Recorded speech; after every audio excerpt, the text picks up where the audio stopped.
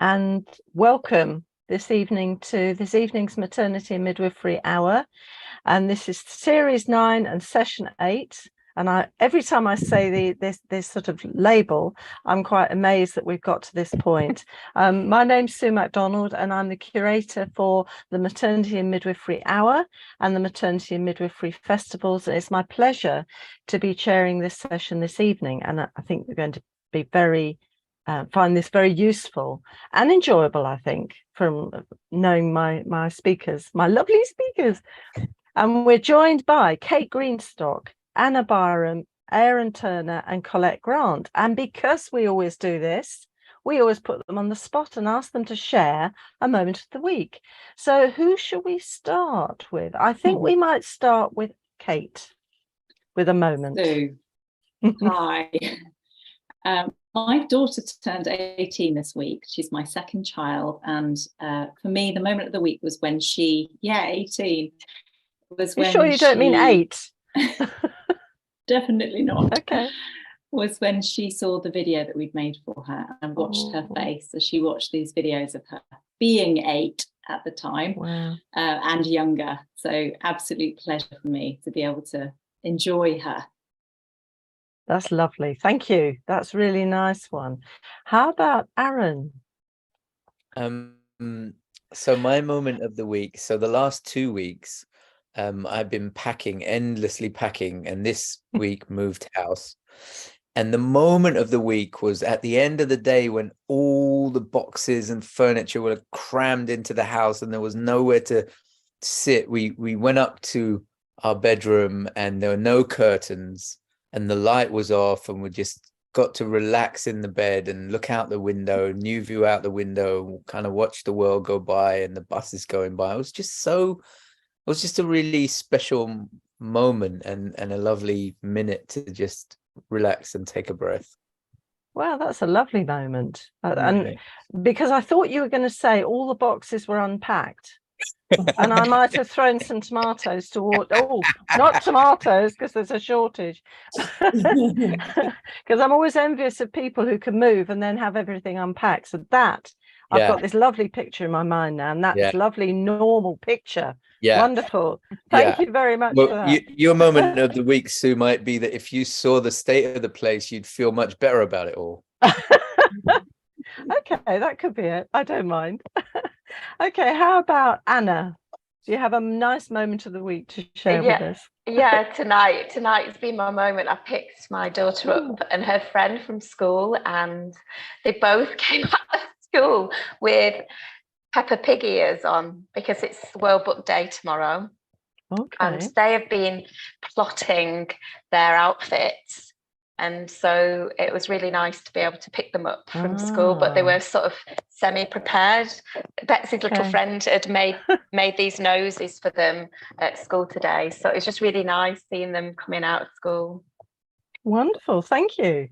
Okay. And finally, Colette, have you got a moment to share with us? I do. So my daughter's studying in Canada at the moment, and she posted this Christmas card in November. And it arrived today. Right. She wrote me really lovely things in it. I love and miss you always. So this is staying on my desk until next Christmas, but this was my moment of the week. And it looks a funky card too. That's lovely. She's a very funky. She's 20, going to be 21. So now all these people with these children, I'm sure these children are only about 3. Can't be all look far too young. Well, thank you for sharing your moments of the week. Now I'm just going to do the usual sharing that I always do with people at this point, just to remind you, for those new people to Maternity Midwifery Hour, hello. We've been here for 3 years now. That's why it's Series 9. And we started with the pandemic as a way of making sure that midwives and student midwives could connect, could get some really concentrated information and continuing professional development in a very accessible way. And we started with quite a lot of COVID-19 material, and we've now moved on to different things, but still trying to provide what midwives and what students need now, which is why we're dealing with what we're going to do this evening. We're supported by Matflix, who keep everything recorded. And if you haven't attended any of our festivals or our conferences or events, you need to know this. Everything's recorded, everything's kept, and everything's looked after by Matflix. So if you need to find anything, that's where you need to go online.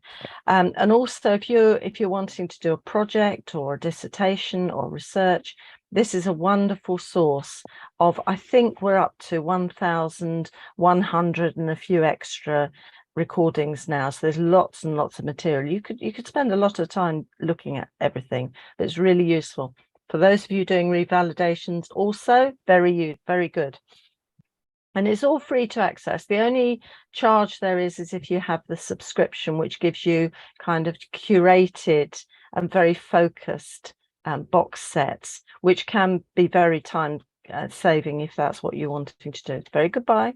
Lots of special offers.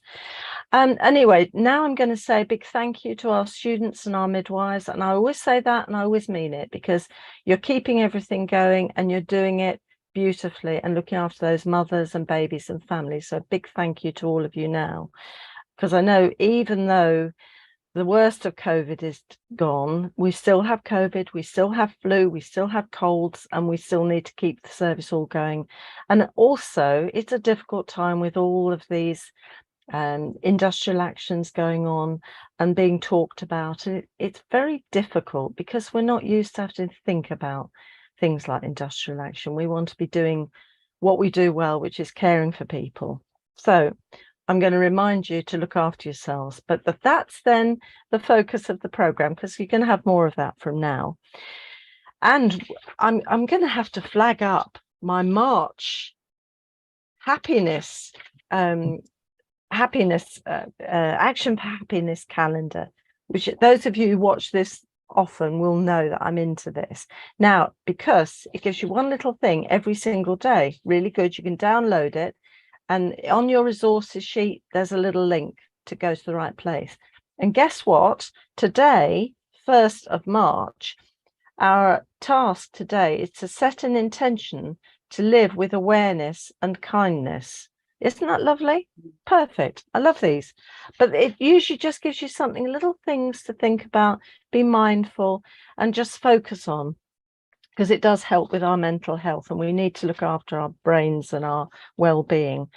Now, other little bits and pieces of news. Now, the lovely Joe Wicks, this is a very healthy fitness guru, is offering a 3-month free use of his Body Coach app, which some of you might be interested in. See the resources for the link there, and this is free for people within the UK NHS, so do have a look if you're interested. You might want it for your kids, you might want it for yourself. I mean, he's very charismatic and very pragmatic, which I like. I'm sort of doing my couch to 5k, which I've been doing for about 1 million years so far. No, actually since the beginning of pandemic, but I'm still going. But you need to find something to keep you going. So I'm just going to say that. It's also, this week is Eating Disorders Awareness Week, and I just need to point you to a really nice article on the Maternity Midwifery Forum by Deanne Jade, which can give you a good overview of the topic and get you to think about it. And also, just some sad news. I just have to say that I'm very sad this week to hear about the death of Beverly Beach, who will be known to many of you who are watching. She was so much part of the maternity and midwifery world. It seems strange that she won't be there, because I can just I think whenever I think of her whenever you go to a studied era conference, she'll be there, and she'd be always the one to get up and ask the question about maternity services, midwives and women. She's so committed and passionate advocate and campaigner for women and services, and really she did make such a difference, and our condolences to her family and her many friends. She's going to be hugely missed, I know. So We're coming to now the meat of the evening. And as I always say to everybody, this hour goes so quickly, and I know it's going to go quickly this evening, because we're going to be looking at the psychological challenges of being a midwife. And we're really starting with looking at the psychological realities of being a midwife. And for some of you, you might have, when you came into midwifery, never thought about that. It was something you learned to do and you just got on with it. And we're becoming much more aware of the stresses and strains, and how we need to be aware of how to help others and ourselves in this world. So I'm going to start off with the lovely Kate Greenstock, midwife. She's a midwife, she's a coach, a facilitator, and she's the author of Flourish, which is coming out soon. I'm sure she's going to mention this, and if she doesn't, I'll have to mention it at the end. She's worked all over the world, and she now works in a continuity of care team and facilitates Schwartz rounds and supporting I love the sound of this, reflective spaces for students and midwives. I'm really interested. If she doesn't talk about this tonight, I know she's going to talk about this in a couple of weeks. So, Kate, welcome to the hour. Thank you so much for joining us. The screen is now yours. Thank you. I will just share my slides with everyone. Fabulous. Can everyone see those? Yeah, fabulous. Great.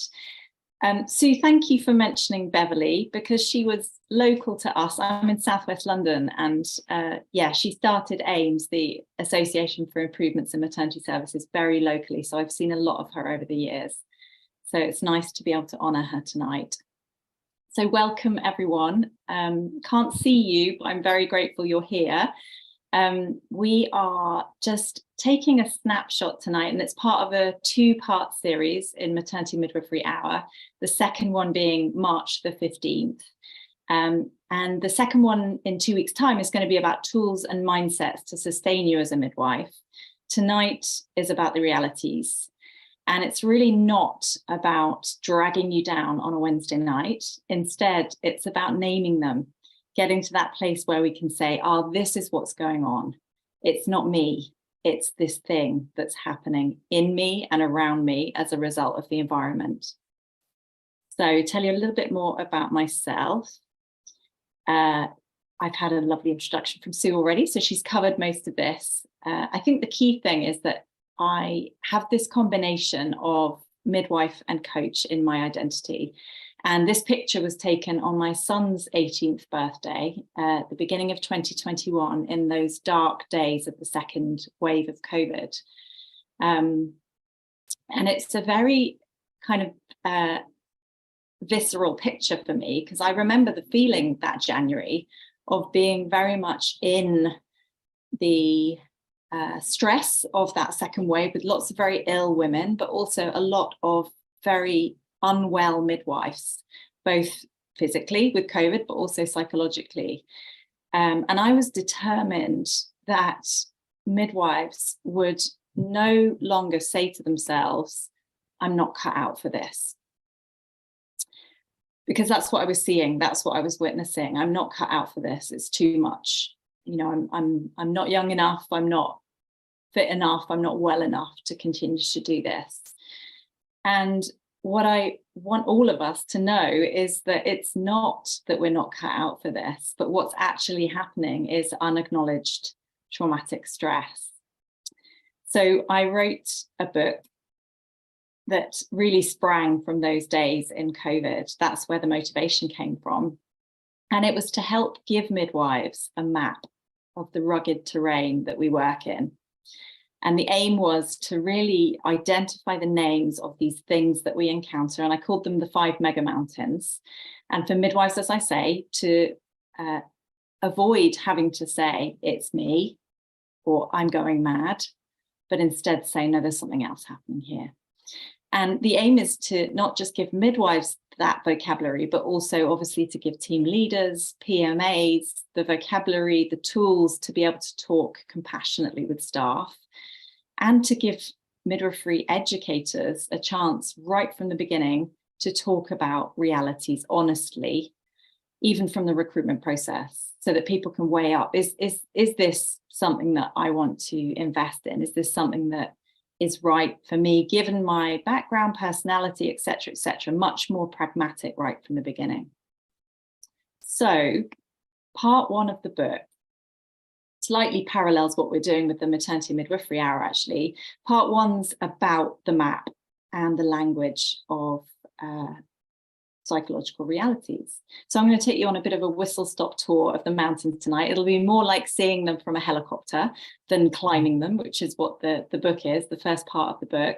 But the mountains are interwoven in the book with real life stories from midwives and obstetricians. And what I've tried to do as well is integrate research from psychology, somatics, emergency medicine, nursing, NGO and health research, military research, and leadership and team research. Because it's one of the things that we sometimes lack in midwifery, really bringing in, integrating all those different perspectives so that we can interpret our own experience more effectively.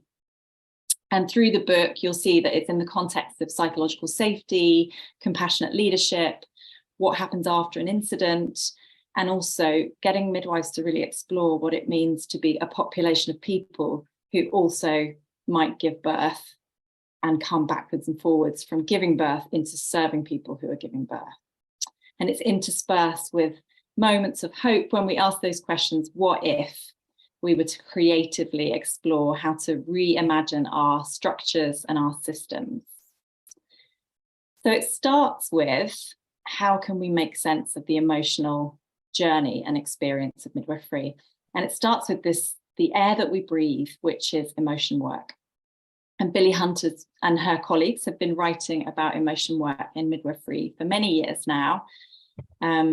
And it's right at the center. So for those who might be listening later on, there's a heart here on the slide, which has lots of bubbles in it. And things become like commonplace every day to us, like intimate work with women in pain, risk of fear of risk and exposure, managing distress or negativity of colleagues, conflicting ideologies of birth. So that's the stuff of our day to day, but it's also emotion work.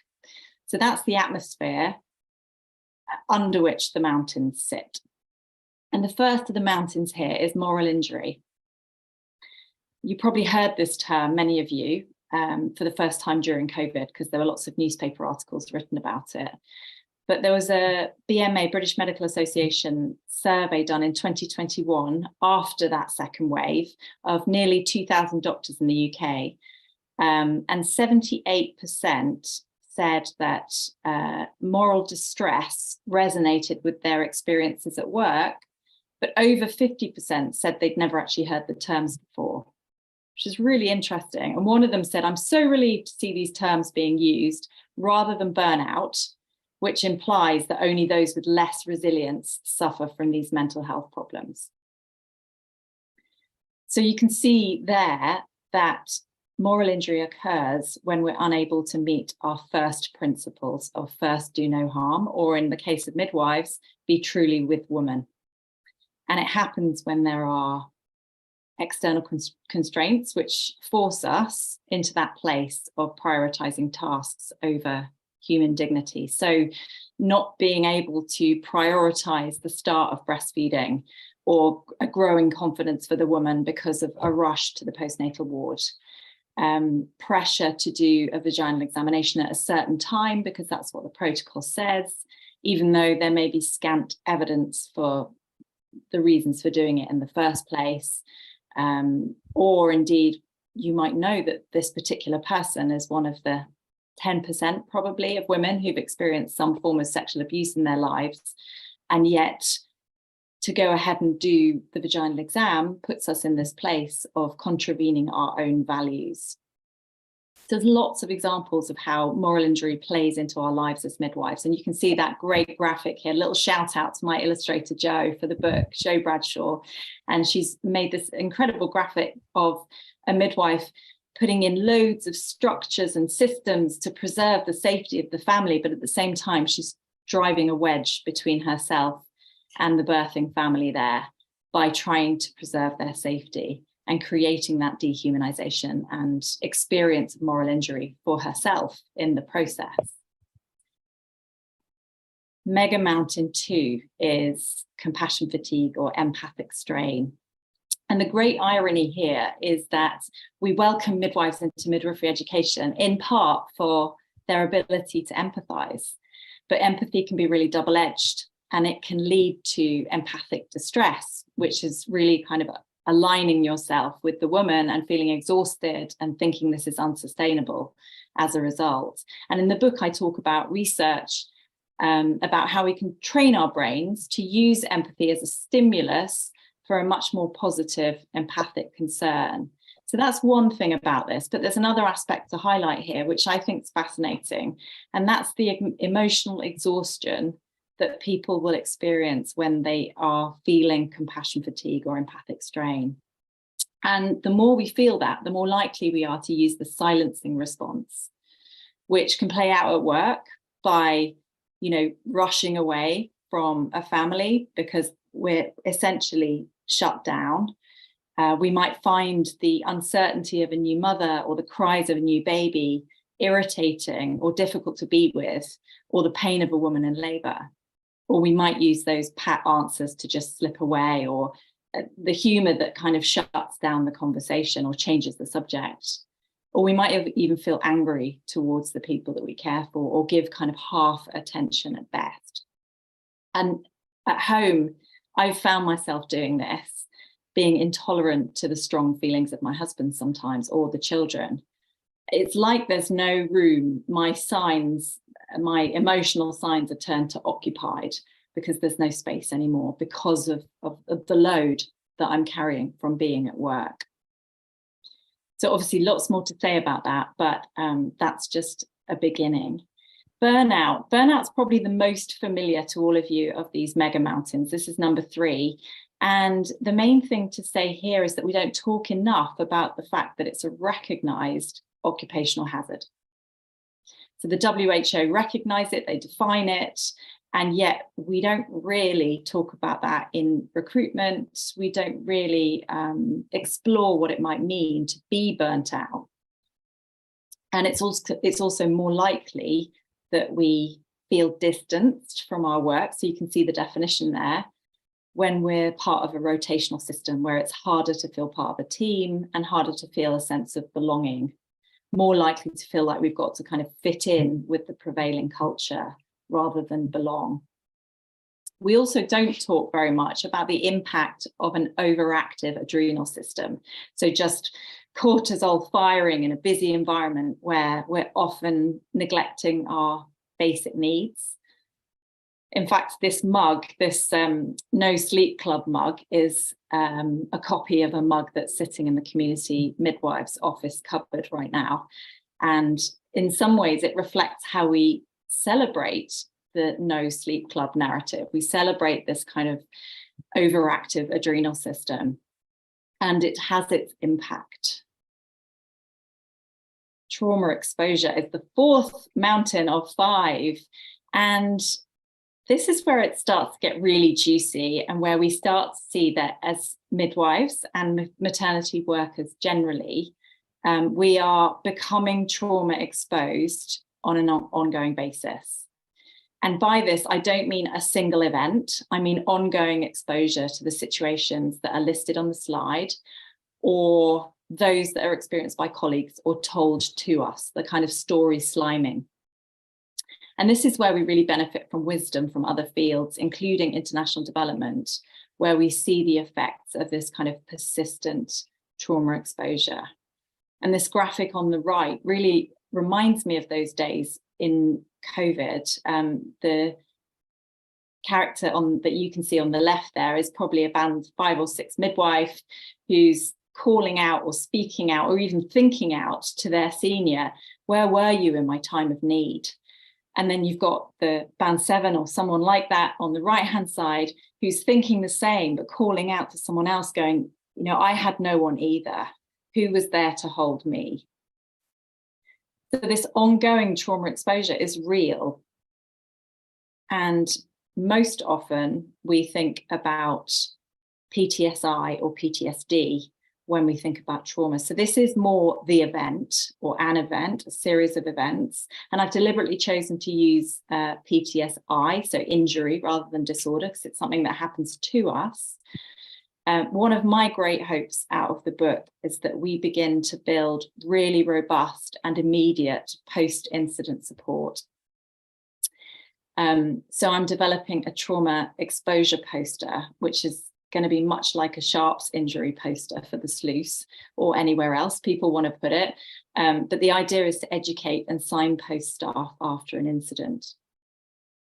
So there's lots of interesting things on this slide, not least this question of shame and vulnerability that is often the reaction, and the desire not to talk because there's too much shame and vulnerability around after an incident. There's also this question of dissociation.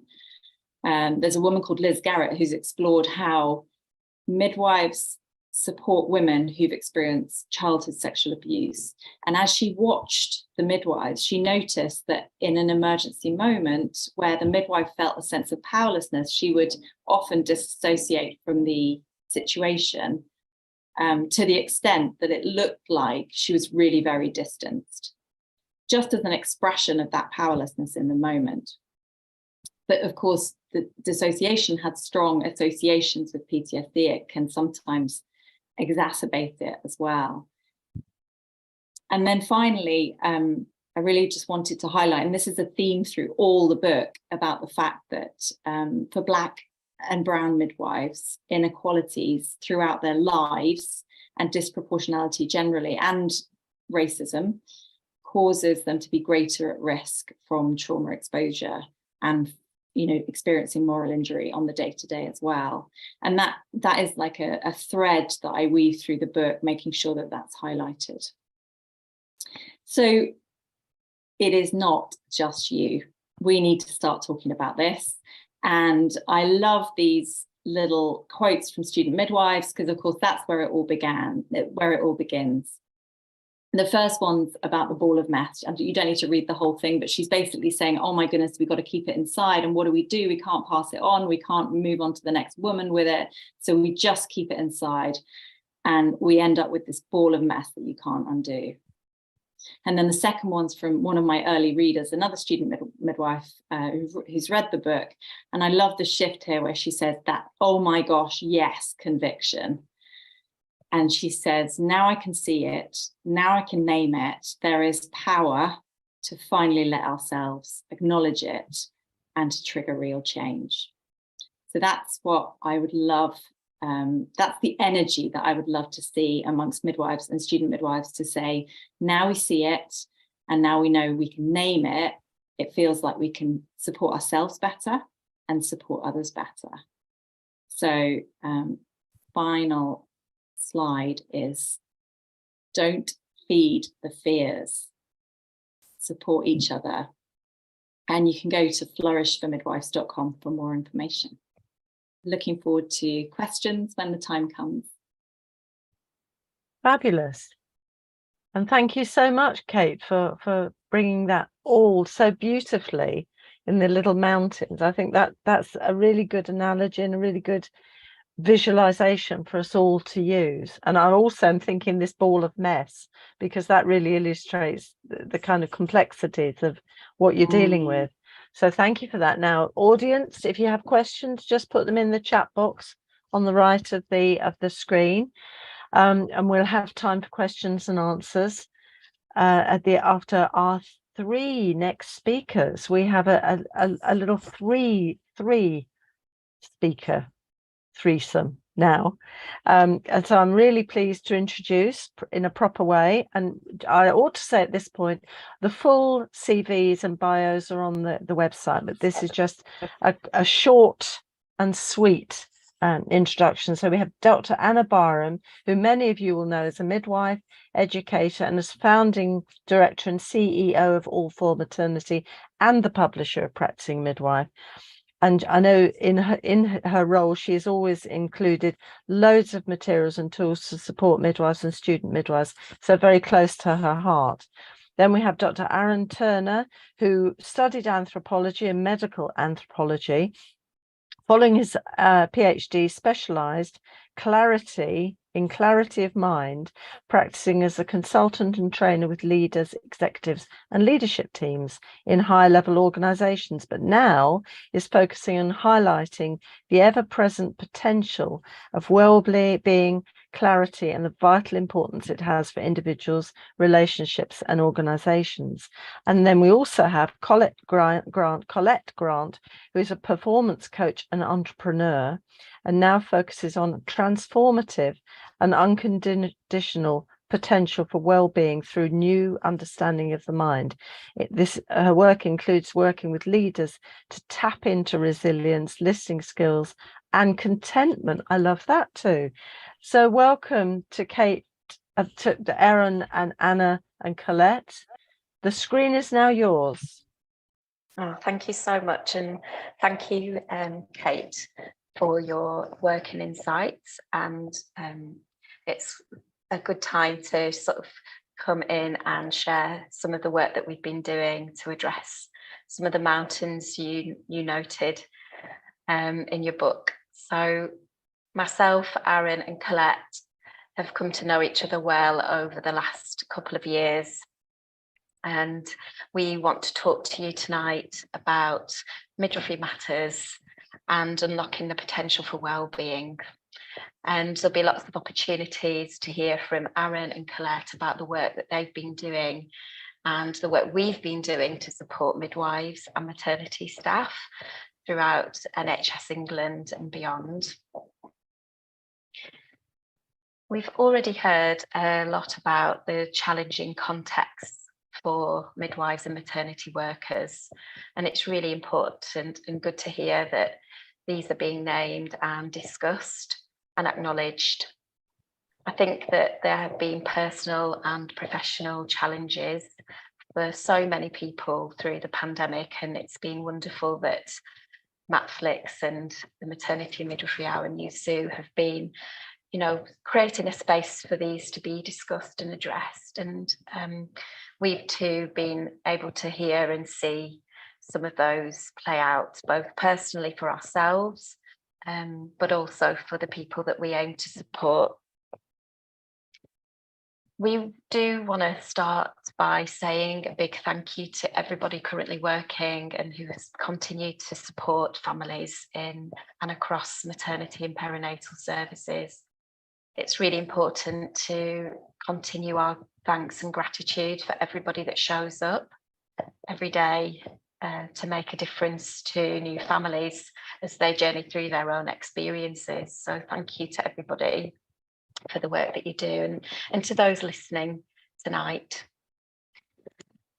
I just wanted to take a moment to acknowledge the work that we do at All for Maternity, and we've been doing for the last 7 years alongside the work we've done throughout our careers. So I'm really fortunate to be in a position where I work as a midwife and have followed in the footsteps of many of my family, including my mum, Sheena Byram. And Aaron was laughing at me before because he was saying, "Oh, you look about 12 in that picture in the middle." And I was like, "Oh gosh, I really look old now." But it's really nice to look back on moments that I've shared. But this slide really is to acknowledge that we've been listening to students and midwives and maternity staff for a long time. My mum has worked as a midwife for over 40 years across the NHS in practical positions and positions of leadership, and I've worked for the last over 20 years in midwifery across the country and around the world, and latterly in the last 13 years as a midwifery educator working with students and obviously other educators and researchers. And we hear the stories of those challenges and difficulties, and so we wanted to do something about it. And everything that we do across All for Maternity is about supporting learning, sharing and caring. And so it felt really important when the pandemic hit and we heard about the extra impact of that on staff. It was really important to us to find ways to offer increased support. And we were invited by the national team, the Chief Midwife Office, to explore ways that we could offer support. It required everybody to show up and offer that kind of support together as a collective. And we were able to do that in a small way, providing a meaningful programme, creating a meaningful programme for midwives. And that's what we'd like to talk to you about tonight. So we came together just before Christmas in 2021. And I actually was myself undergoing some coaching support from the wonderful Colette. So I had been unfortunate in experiencing some personal and professional challenges across my life. My husband had a stroke, and we were facing the consequences of that. It was just after I'd finished my PhD and gone through a very busy work life. Stressors, and then we hit the pandemic, and we know the pressures that everybody faced through that. And so I was very fortunate to have Colette as a family friend who was able to offer me support alongside the online One Thought programme that Aaron has developed. And I was able to use that support to really find a new way to approach my context by really very much focusing on my own clarity and well-being. And we've been working together now, and it really made sense to me to find ways to bring what I'd been able to access into the work for my own organisation initially, but then also to think about how this could make a difference to the midwives. And so we worked really closely to develop a programme that's now available. It was piloted in 2022 with 50 midwives from across NHS England in a 2-phased online programme. We launched it in an online format because of the pandemic, so that it could be super easily available. But actually, we realised that it was super accessible that way, and it was really successful. We were able to build really meaningful connections with those that attended the programme. It was also easy to access and wasn't overburdensome in terms of the time commitment, because we knew that was also an ongoing pressure for those people that wanted to gain support. So it was an 18-hour programme over 10 weeks, but that the resources that the midwives were left with were available to them for a 12-month window and beyond if they wanted to choose that. So I just hand over to Aaron and Colette, who are going to share a little bit of insights from the phase 1 programme, the One Thought programme. Well, thank you, Anna. It's so nice to be with everybody today. Thank you so much for having us. So I wanted to kind of give a little bit of an introduction about what One Thought brings to things. And as you can imagine from the name of our organization, One Thought, we're basically focused on one thing. And it's one thing that doesn't get really enough attention. So in the things that we've talked about so far, with challenges that people face within their work, within their life, within their own minds, the missing piece that we really want to highlight is the potential for well-being that, unbeknownst to most of us, excuse me, I know I was told to turn off notifications. I did. I changed computer. I had a camera fault. Okay. That's my excuse. So is focusing on the potential for people to have well-being under any circumstance, and how natural and how much easier that can be than people think.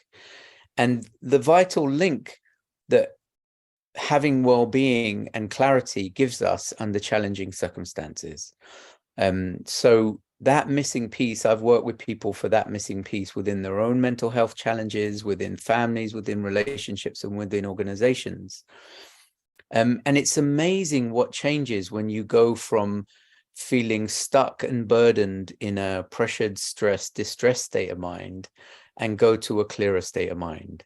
So one of the starkest examples that I can think of is working with an organization that was under a huge amount of stress, and people saying that they couldn't stand it anymore because the demands of the work and the pressure that they were under was just fatiguing and stressful. And if we weren't going to help take those pressures off them, nothing could change. But the one thing that they hadn't looked at was their potential for a clearer state of mind in the same circumstance.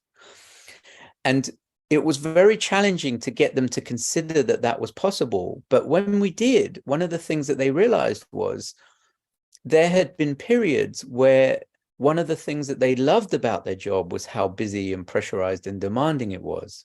So there's this potential to have a completely different experience of the same circumstances that it's generally obscured and camouflaged, so we don't get to benefit from that possibility. And the beauty of the program working with midwives was to spend time with such a committed, heartfelt group who are feeling under pressure and struggling, and then for them to discover the potential to have a clearer state of mind in the same circumstance and see that could change challenging work relationships into more synergistic relationships of goodwill. You can take any area, you can start to see any area where your state of mind is challenged and find a clearer state of mind. So going from anxiety about presentations to being comfortable with presentations, feeling like you couldn't bear to go into work to realizing, oh, you could go into work and you could actually have a good day. So it's opening up that potential for a different state of mind and a new experience of clarity. So Colette, I don't know if you wanted to say a little bit about the program itself. Yeah, for sure. And I want to just echo what Anna and Aaron have said, that being here is absolutely wonderful, absolutely wonderful. And I know the work that you all do is incredibly, incredibly important. And certainly as a mother of 2 children, I've had my moments with you all, and I'm forever grateful. And so working with Anna was a fantastic thing for me, to be able to work with her. And then the idea that we could all work together was fantastic. I absolutely loved that. And so when we did put this program together in a way that actually I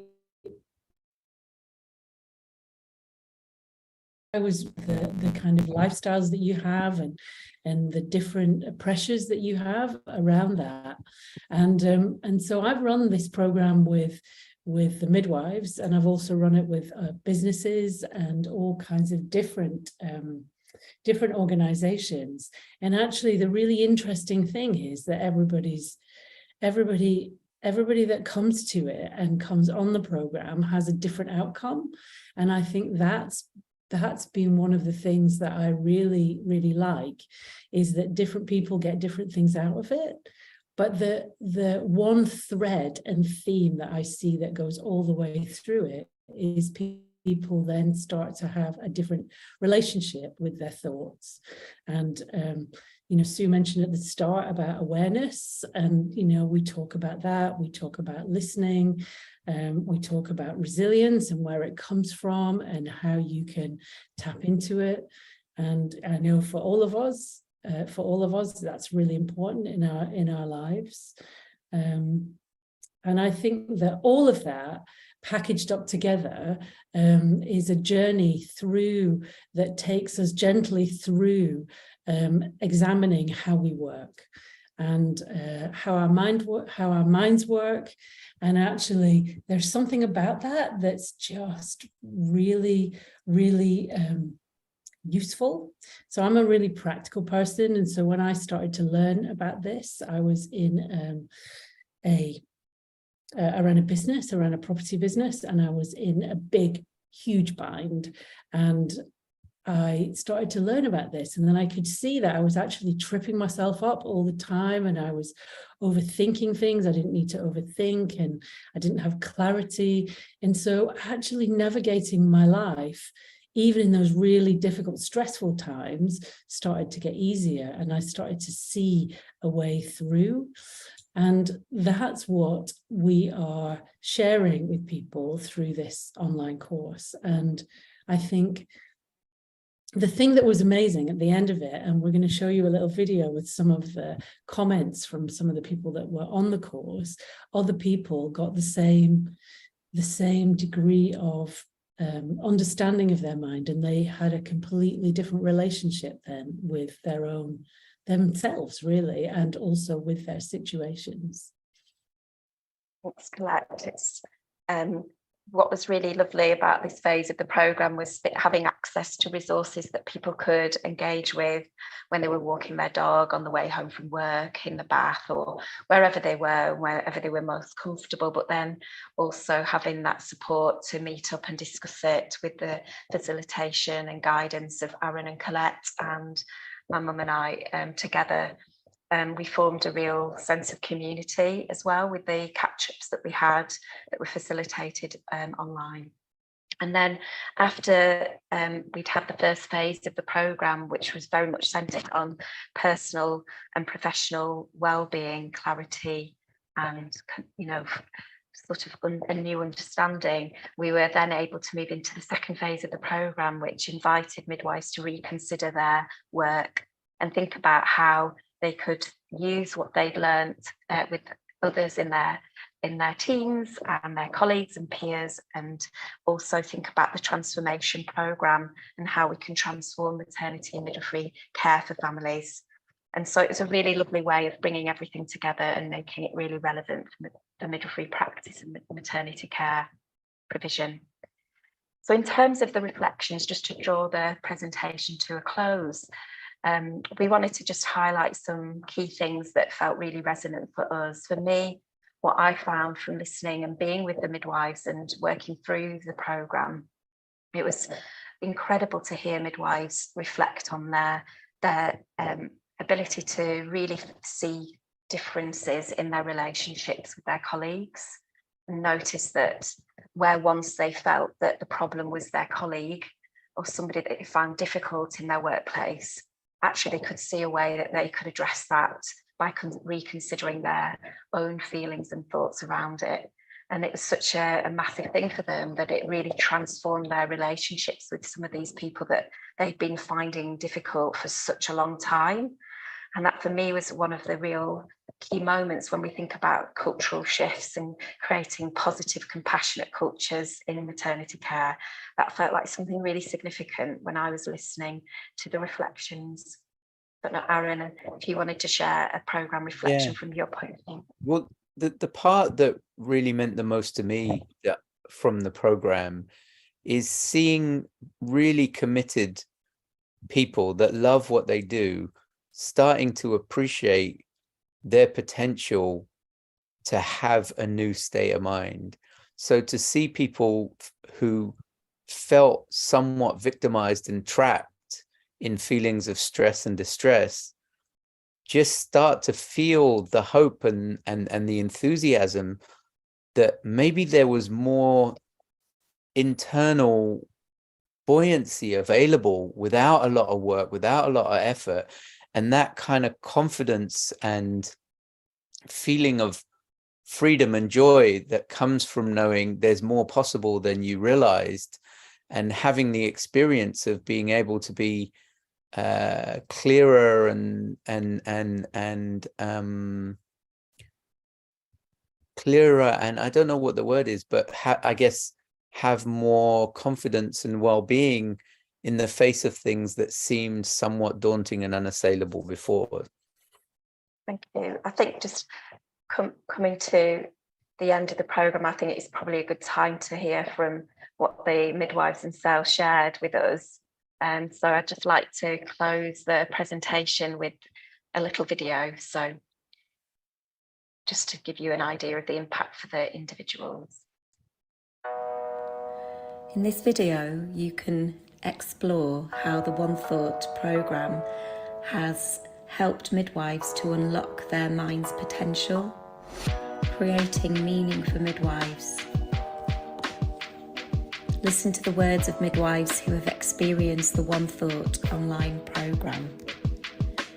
The programme actually changed my mindset and experience on so many relationships, both my family and work colleagues. In the past, I would have been in a spiral and not able to function and gone off sick from work. but I was able to pick myself up and go to work, and I was surprisingly able to do my job without worrying about anything else. And by just not thinking about it, I feel a lot better. I normally go off sick and feel unwell, but I've noticed that I feel differently. I feel really lucky to have had the chance to participate in this course. I appreciate the commitment to well-being, which is really not a common phenomenon in our working lives. I would recommend this course for all NHS staff, regardless of their roles. I'll be looking into how to purchase the One Thought course for my team once we've finished. I'm using the technique of questioning my thoughts about colleagues and not accepting them as authentic or real. I think it works well. It's made me think deeper about my response to situations and also how to respond to others. I feel more empowered and self-caring of my needs. I've found all the sessions so valuable. I would go as far to say that even after my first session, my personal family relationships started to change for the better. In my professional life, I feel it's given me more of a push to focus time and attention on my own well-being. This has made me more compassionate and attentive to those I work with. I would recommend this for all NHS staff. This programme came at the right time in my life while I was going through a very challenging period. This programme is the building blocks to emotional intelligence. So we'd just like to say that if people are interested in joining our 2023 programme, you can take a QR code here. I'll send the link to Sue to put up with the links tonight, or you can email us at info@allformaternity.com. And we just want to say a huge thank you to everybody for listening. Fabulous. Thank you so much. My goodness, my brain is getting full. And I love this sort of some of the words that we're using, like seeing a way through. And I think this is sort of a lot of echoes for midwives of the words that you were saying. So fantastic. Thank you so much. So we have a little time for questions. I always say this hour goes so quickly, and boy, does it go quickly. So we have a question, and we have Juliet Samuel from Essex. Well done, Juliet. You're almost always first. And Juliet says, Kate, brilliant, thought-provoking talk. Have you done research in the area under discussion, or was it through direct clinical observation that ignited the trigger? Good question, Juliet. Great question. Thank you for the question. It was direct clinical observation. Yeah. So I did actually do some research as a student on what makes midwives stay in midwifery. So I had that seed in my mind, and I was very interested even at that point in how we can use small moments like the handover to really enable midwives to feel that sense of belonging and purpose in their days or nights. But the trigger was very much clinical practice and that feeling of where are we for each other right now. And that's quite interesting, because I think what that illustrates to me, because you mentioned Billy Hunter, and it illustrates to me you were very aware of all the research in the whole area and applying it to practice, which is such a wonderful demonstration of your skill. So thank you for that. I've got another question from Michelle. Hi, Michelle, who says, Kate, did you find that a simple few approaches met the needs of many midwives, or are there so many diversities within people's challenges and experiences that it needs to be an individually tailored approach for each midwife? I think we are going to be dealing with this in a couple of weeks, but you have a chance to. Thanks, Michelle, for the question. Yes, everyone's different, of course. And the second half of the Flourish book focuses on mindsets, perceptions, tools, ways of being, and also unpacking the self. So it starts there. It says, who am I and what is my voice in the environment I'm working in? Who am I so that I can begin to stand up for what I need and what I want, for the kind of midwife I want to be? And also, how do I begin to agitate for change using that voice and the people around me who want the same thing? So that's where part 2 of the book goes. So in that sense, it's very individualized because each person's having their own experience. Absolutely. And each one of us will read the book differently and get something different, which is very special. Thank you. Okay, we've got and Jill Phillips. Hi, Jill. She's sort of responding to Michelle by saying, interesting question. Michelle, would be interested in how this might vary for different cultural needs and expectations too. Yeah, I don't know if you want to comment on that. Great point. I think again, it's just about say if people are really saying, who am I and what does it mean for something to work for me in my body, in the way that I lead my life, they can definitely pick and choose. But it's very interesting, the question of trauma and trauma exposure and all of those mega mountains when we look at cultural experiences, because that will inevitably affect how people experience their environments. And I do think that's really important for us and for us as midwifery leaders to name that and emphasize that it is even more challenging for some people. Definitely. Thank you. Okay, we've got now Jane Marshall. Hi, Jane.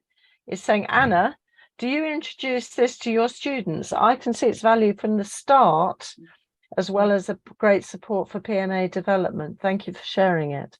Oh, yeah, I think we can certainly see that this is something that would be relevant for everybody and even children, you know, for us to think about how do we build this awareness into everybody's lives. And it is something that we use now in all of our work.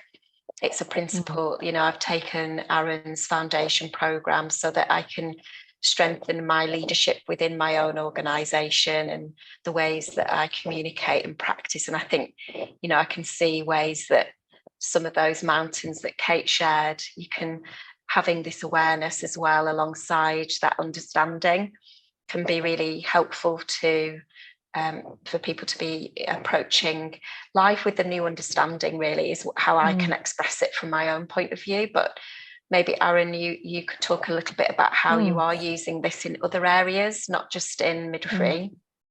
That would be good.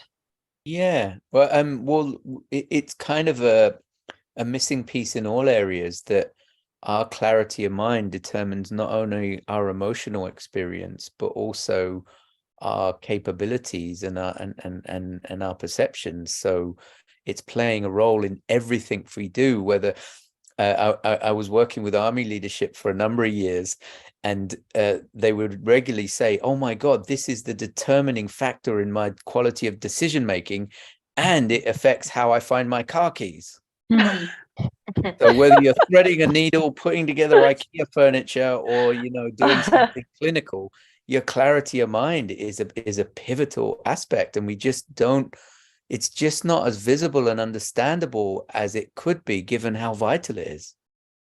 And also given how, in a way, we're kind of hardwired to have a clearer mind, but we don't understand it enough to kind of let that system do its work.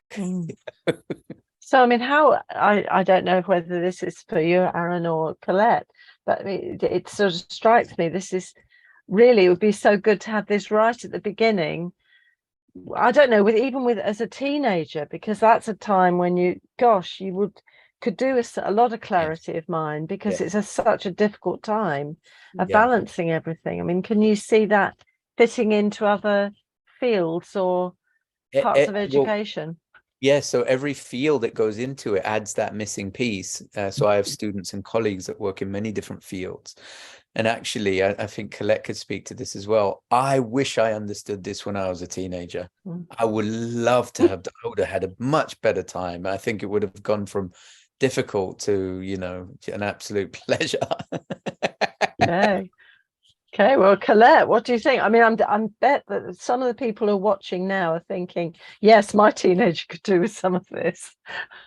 Well, do you know, it was so interesting because my teenager, so I've got two children, one who's going to be 29 and one who's going to be 21. But he was away at university when I started to learn this, but she was here, and actually I just got divorced, so there was just the two of us.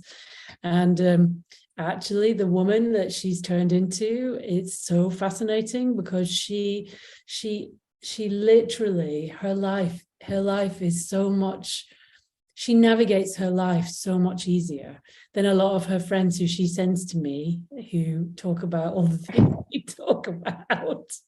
So absolutely. And I do a lot of work in education in Scotland, and so that one of the things that we're really keen to do is to do more of that in education, and just a simple understanding of the mind. But it's a paradigm shift, like literally. And so Jane, and if anyone's interested, Jane Marshall, I know, runs a programme that has a leadership component for midwives, undergraduate programme. So if people want to get in touch to find out more, and I suppose I imagine the same with Kate, and being able to work together and offer support. Everybody's needed. I think one of the things I wanted to shout out about tonight was that we're all needed in this space to help. And that we all are needed at the moment to give support to our midwives, maternity and perinatal staff. And it's a real honour and privilege to be able to collaborate with the UK, with others that are working in this space as well, to make a difference. Doing it together, it's really good for us too. So I feel really privileged. Thank you for inviting us. yes. No, it's lovely. So I think it's good. I mean, it's all going to cascade. I'm thinking any midwives who've done this program are going to be cascading it to their own people, including families. So that's fantastic. Yeah. I'm just going to go to a couple more questions that have come through. And one's from Racial Fusella. I'm not sure how to pronounce it. Sorry, Rachel. Midwife at University of, I think, Birmingham. What role does faith, spiritual well-being play in building resilience in emotional and mental well-being generally? My goodness, is that one for Kate? Do you think? Yeah, are you offering it to me? Yeah, I'm offering it to you. It's a brilliant question, and you could definitely write a book about that, couldn't you? Reportedly, and I'm a Christian myself, so it plays a big part in my resilience, I guess, which is my core and the way I see the world and the way in which I seek to interact with other people. But others will tell me too that it gives them a sense of purpose and focus and intention, actually. But obviously it will vary very much for different people. But the research does show that having a faith is significant in creating a layer of stability. I didn't explore that directly in the book, actually, but it's an interesting one when you start to explore resilience and the link to spirituality and faith. Well, Kate, you have to leave something for the next book. Yeah. Anyway, that's lovely. Thank you. And Jill Phillips, hi Jill again, is saying, building on Kate's fab presentation, we ran a special Whose Shoes. And those of you in the UK will know about Jill's Whose Shoes events, which are very powerful activities. She ran a Whose Shoe event with UHCW maternity team last year. Gaynor Armstrong, Director of Midwifery, wanted to explore how women and staff were affected by the pandemic. And that's just to share. Right. So, that's interesting. Thank you, Jill. And then Mo, hi Mo, says, this is such an important area for both research and practice. How can we expect emotionally exhausted workforce to provide high quality and safe care? That sounds less like a question and more like a sort of rhetorical question, I think. Thank you, Mo. And then we have, okay, we've got Michelle. Hi, Michelle. I talk to people about self-awareness as being so key to understanding need, struggle and solution. Would you agree with that, Colette? It's directed at you, Colette. Can you just say that one more time? I talk with people about self-awareness as being so key to understanding need, struggle and solution. Would you agree? I think that's quite a big question, mind you, Michelle. Yeah, well, maybe I can answer it.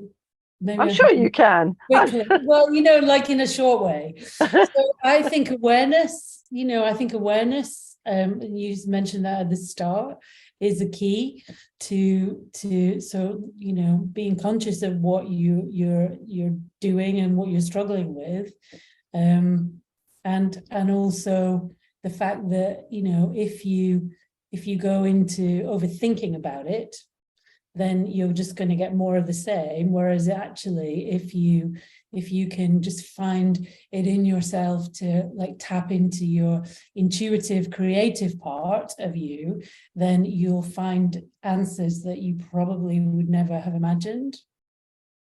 Right. Well, that sounds good. I like the sound of that. Thank you. Now, I keep looking away from the screen just to remind people, I get the questions on a different screen. I'm not just looking away from you. Please forgive me. Okay, I've got a comment from Susan. Hi, Susan, who says, how positive sees something that will help midwives self-manage the stresses of modern midwifery. Often you can feel alone, unable to access support, acceptance that many in the profession are suffering and need help. Susan, that's a lovely, lovely thing to say. And thank you so much for expressing it so beautifully. Absolutely. Okay, we've got now another comment from Irene Kasotana. I hope I pronounced that correctly, Iran. Thank you for this. I'm a second-year student in London and I'm noticing a lot of burnout around me. I'm starting to suffer myself as the demands and constraints as well as financial problems. And that's a huge thing for students, we know. I hope this course will be rolled out in universities too at some point. I'm sure, I bet you that Anna will have something to say on that. Yeah, we would be delighted to make the programme available, and you know, the resources that we offer as well are available online, that so you can, you know, a whole university would be able to access the programme, but having the guided facilitation alongside it, we know makes a real big difference to help people to deepen their understanding. But yeah, anybody that would like us to come and talk to their university about what we can offer, or their maternity units or teams, we can do things on a small scale or on a whole unit scale or a region. We've done that, obviously, national piece of work, but we can do that so much smaller as well. But yeah, we'd love to hear from people. So I think if we can share links of people that would like to register their interest so that they can find out more, and always open to other collaborations and supporting people, definitely. Absolutely. Thank you. And also, I think it's useful, Irene, I don't know if it's Irene, to actually share with your colleagues as well. I think that's part of it. Share tonight as well. And we are returning to this topic. This isn't the last time, I can promise you that. Now, we have also another comment. Jill Phillips saying, well, thank you for answering my question, Rediversity. People might enjoy my podcast chat with Noreen Bakari, who's been working in this area supporting women from BAME communities. And she's done BAME in that way, because I know that's a slightly controversial now, so we're sometimes using black and brown and mixed ethnicities, I know. And that's been in Coventry for 20 years. So we've come to the end. And as I always say, this hour goes so quickly, and I hope you've enjoyed it as much as I've enjoyed it. Because I think it's really important to be able to raise the kind of some of the difficult issues and think about how we're going to address it in the future, and know that people are working really, really hard to make things better and help us make things better, not just wave a magic wand, which would be nice, but it wouldn't help. So thank you so much to our speakers, to Colette and Anna and Kate and Aaron. And also thank you to the people in the background like Amy, who's making sure everything's going to be beautifully done for you to access this afterwards and in the podcast at 6 o'clock in the morning on Friday. Enjoy that one. And Paul and Deborah making sure the questions are coming through to me. So thank you for that. Also, Maternity and Midwifery Hour is here next week, same place, same time. And also, don't forget, if you haven't booked for the Safer Beginnings Conference in 3rd of March on London or 10th of March in Manchester, that's the Safer Beginnings one. If you're wanting to go to Ireland, Dublin, or you're there in Ireland or Northern Ireland, the All Ireland Festival is the 18th of April in Dublin, and the Midlands Festival is the 16th of May. Whew, so that's it for now for this evening. Thank you so much to our lovely speakers for being so generous with your time and your expertise. And thank you to all of you for joining us. And thank you to the people who questioned. Such good questions, such good discussion. So thank you very much. We'll see you next week. And in the meantime, take care of yourselves.